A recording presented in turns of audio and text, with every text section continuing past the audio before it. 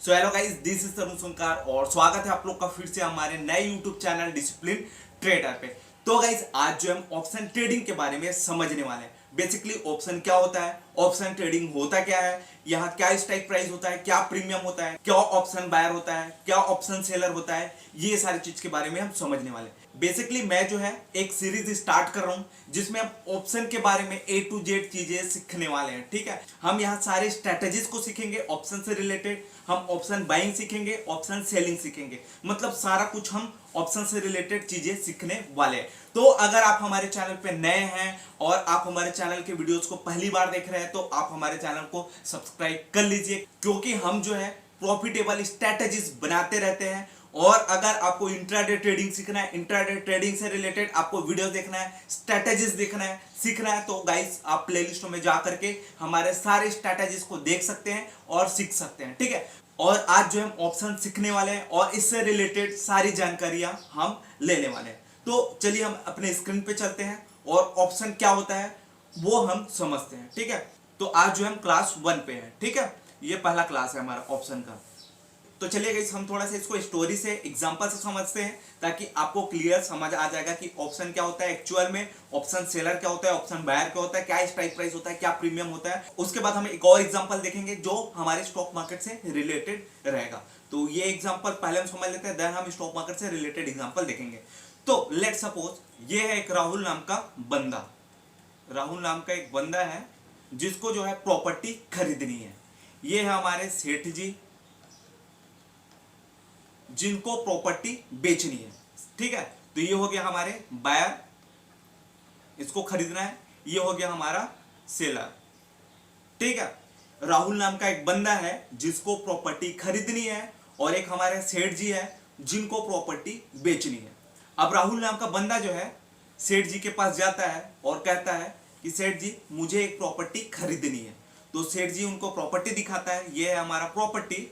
ठीक है, इसका कीमत है 1,00,000 रुपए। तो हमारे जो बायर है राहुल जी है वो कहते हैं प्रॉपर्टी तो बहुत अच्छी है, मेरे को ये खरीदना है, लेकिन एक कंडीशन रखता है कि ये जो प्रॉपर्टी है मैं 1 महीने के बाद खरीदूंगा। ठीक है, ये कंडीशन रखता है कि मैं ये प्रॉपर्टी जो है खरीदूंगा, लेकिन मैं 1 मंथ के बाद खरीदूंगा। और दूसरा कंडीशन ये रखता है कि मैं 1 महीने के बाद खरीदूंगा, लेकिन मैं यही कीमत पे खरीदूंगा जो कीमत आप रखे हो। और जो हमारे सेठ जी है इस प्रॉपर्टी का कीमत रखा हुआ है 1,00,000 रुपए।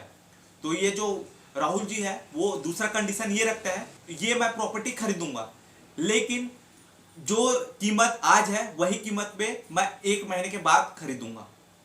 ठीक है, 2 कंडीशन इसने रख दिया, एक तो सेम प्राइस में मैं खरीदूंगा, दूसरा मैं 1 महीने के बाद खरीदूंगा। ये 2 कंडीशन राहुल जी ने रख दिया सेठ जी के पास।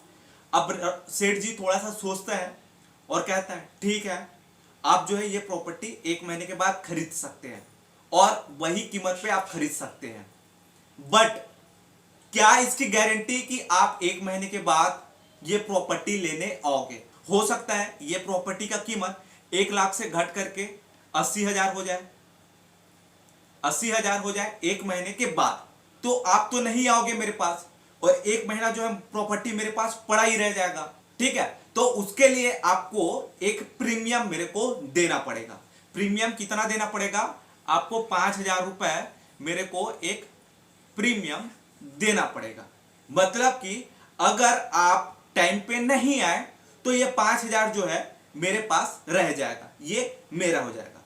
अगर आप टाइम पे आ गए तो आपको 1,00,000 तो देना ही पड़ेगा, प्लस 5,000 जो है उस प्रॉपर्टी का रेंट, ऐसा एक एग्रीमेंट होगा। तब जो है प्रॉपर्टी को आप 1 महीने के बाद खरीद सकते हैं। समझ गए मेरे कहने का मतलब? एक राहुल नाम का लड़का है, वो जो है प्रॉपर्टी खरीदने जाता है सेठ जी के पास और वो प्रॉपर्टी उसको पसंद आ जाता है, लेकिन वो 2 कंडीशन रखता है। एक कंडीशन ये है कि ये जो प्रॉपर्टी है मैं खरीदूंगा, लेकिन 1 महीने के बाद खरीदूंगा। दूसरा कंडीशन ये रखता है कि 1 महीने के बाद मैं सेम प्राइस पे ये प्रॉपर्टी खरीदूंगा।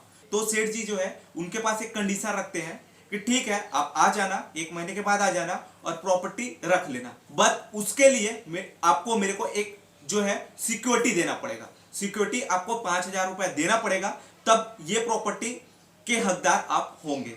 तो ये जो है राहुल नाम का लड़का 5,000 रुपए सेठ जी को दे देते हैं। ठीक है, अब क्या होगा, लेट सपोज अगर वो प्रॉपर्टी का कीमत 1 महीने बाद या 1 महीने के पहले 2 लाख रुपया हो गया, तो ये राहुल नाम का लड़का जो है इसके पास आएगा सेठ जी के पास कि हाँ ये प्रॉपर्टी जो है मेरे को खरीदनी है, वही कीमत पे खरीदनी है और ये सेठ जी को देना ही पड़ेगा, चाहे ये प्रॉपर्टी का कीमत 5 लाख क्यों ना हो जाए, इसको देना पड़ेगा। क्यों देना पड़ेगा? क्योंकि इन दोनों ने एग्रीमेंट कर लिया है और एग्रीमेंट करने के बाद प्रॉपर जो है राहुल नाम के लड़के ने 5,000 रुपए सिक्योरिटी के रूप में भी दिया था, तो ये सेठ जी को प्रॉपर्टी देना पड़ेगा। एक केस ये है।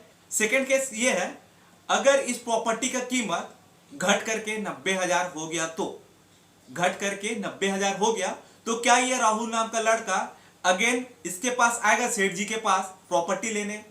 नहीं आएगा। क्यों नहीं आएगा? क्योंकि उनको तो नुकसान हो जाएगा करीब करीब 10,000 का और प्लस 5,000 का पहले से नुकसान तो है ही, तो इनको तो पूरा पूरा 15,000 का नुकसान हो जाएगा। तो क्या राहुल नाम का लड़का इसके पास प्रॉपर्टी लेने आएगा? नहीं आएगा। और नहीं आया तो सेठ जी को पूरा पूरा 5,000 का प्रॉफिट हो जाएगा जो इन्होंने प्रीमियम के रूप में अपने पास रखा था। तो आप समझ गए क्या होता है स्ट्राइक प्राइस, क्या होता है प्रीमियम। ऑप्शन सेलर के पास ऑप्शन बायर के पैसे चले जाते हैं और ऑप्शन बायर जो है ऑप्शन सेलर के पास तभी आता है जब उस प्रीमियम का रेट बढ़ जाता है। अगर उस प्रीमियम का रेट नहीं बढ़ता है तो सेठ जी के पास या ऑप्शन सेलर के पास ऑप्शन बायर नहीं आता। तो ऑप्शन सेलर के पास क्या रहता है? सिर्फ उसका प्रीमियम रहता है। और ऑप्शन बायर का अगर पैसा बढ़ गया, अगर लेट सपोज इस प्लॉट का रेट जो है 10 लाख हो गया, तो ऑप्शन बायर को तो फायदा है, वो तो तुरंत आएगा इसको खरीदने, 15 दिन में हो सके तो आ जाएगा वो। तो इस टाइप से जो है ऑप्शन काम करता है। ठीक है, ऑप्शन सेलर के पास सिर्फ प्रीमियम आता है और ऑप्शन बायर के पास प्रॉफिट कमाने के लिए पूरा दुनिया है। समझ गए? मतलब कि अगर रेट बढ़ गया तो ऑप्शन सेलर को उस पैसा को देना ही पड़ेगा क्योंकि एग्रीमेंट कॉन्ट्रैक्ट बना रहता है। ठीक है, कॉन्ट्रैक्ट डील हो ही रहती, तो जिसके कारण ऑप्शन सेलर को पैसा देना ही पड़ेगा या प्रॉपर्टी देना ही पड़ेगा, चाहे रेट बढ़ जाए। ठीक है, और कम होगा तो जो है ऑप्शन बायर जो है प्रॉपर्टी लेने नहीं आएगा, रेट कम हो जाएगा। तो बढ़ेगा तभी ऑप्शन बायर जो है प्रॉपर्टी लेने आएगा या जो है वो कॉन्ट्रैक्ट लेने आएगा। तो समझ गए आप ऑप्शन बाइंग और सेलिंग कैसे होता है। ठीक है, तो चलिए अब हम इसको थोड़ा सा एक और एग्जांपल से समझते हैं, स्टॉक मार्केट से रिलेटेड एग्जांपल से समझते हैं। ठीक है, तो ऑप्शन में एक बायर होता है और एक हमारा सेलर होता है। ठीक है, दोनों के बीच कॉन्ट्रैक्ट डील होता है। तो चलिए एक एग्जांपल से समझते हैं। एक हमारा राहुल नाम का लड़का है जो है एचडीएफसी बैंक में ट्रेडिंग करना चाहता है, ऑप्शन ट्रेडिंग करना चाहता है। ठीक है, और एक हमारे हैं सेठ जी, दोनों जो है ऑप्शन में ट्रेडिंग करना चाहते हैं। दोनों के बीच 1 महीने का कॉन्ट्रैक्ट डील हो गया, दोनों के बीच 1 महीने का कॉन्ट्रैक्ट डील हो गया।